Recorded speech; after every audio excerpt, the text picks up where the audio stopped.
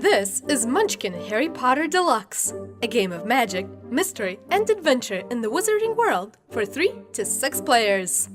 In Munchkin Harry Potter, players pick a Hogwarts house and battle familiar monsters to level up and gain valuable treasure. You win the game by being the first player to reach level 10. Each player starts the game at level 1 with a hand of cards. Players will use their cards to increase their stats and mess with other players. In addition to each player's house ability, players can play other cards which grant unique abilities and stats. Players can have 1 active role, 1 active ally, and proficiencies, with ranks that are equal or less than the player's current level. Players gain treasure from defeating monsters and can play items like headgear or armor to increase their stats. Players will also draw special cards to gain a level for free, enhance monsters, or play curses on their opponents. On your turn, you'll unlock the door, fight or loot, and begin charity. To start your turn, draw and reveal the top card of the door deck. If it's a curse, you're cursed, and resolve its effects. If it's a monster, you must fight it. If it's any other card, you can put it in your hand or play it immediately. If you didn't draw a monster when you unlock the door, you can look for trouble by playing 1 from your hand to fight or loot the room. When looting, draw 1 card from the door deck to keep in your hand, no matter what the card is.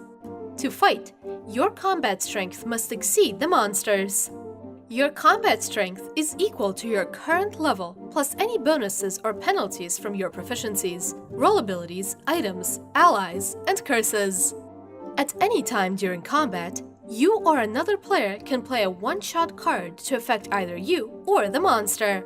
Some cards can increase or decrease the monster's combat level, while other cards, like Wandering Monster cards, force you to fight 2 monsters at once.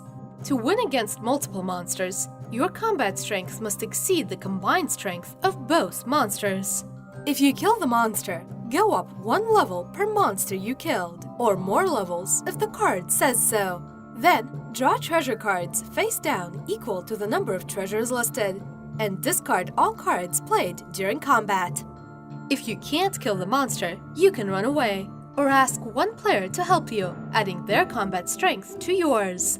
If you kill the monster together, draw treasure cards face up and decide how to divide up treasure with the player who helped you. If you decide to run away, roll the die or discard an active ally. If you discarded or rolled a 5 or 6, you run away successfully and move on to the charity step. But beware, if you rolled anything else, resolve any bad stuff abilities on monster cards. Some bad stuff makes you lose levels, discard cards, or suffer other negative effects. After resolving combat or looting the room, it's time for charity. If you have more than 5 cards in hand, you must play or give cards to the lowest level player until you have 5. It's now the player to your left's turn. The game continues until 1 player reaches level 10. That player wins the game. Ready to play? Each player chooses either side of a house card. Next, each player claims the standee representing their house and places them onto the level 1 space. Shuffle the door and treasure decks and deal 4 of each to each player. Players may now play any roll cards, rank 1 proficiency cards, item cards, or ally cards they'd like. Each player rolls the die, and the player who rolled the highest goes first.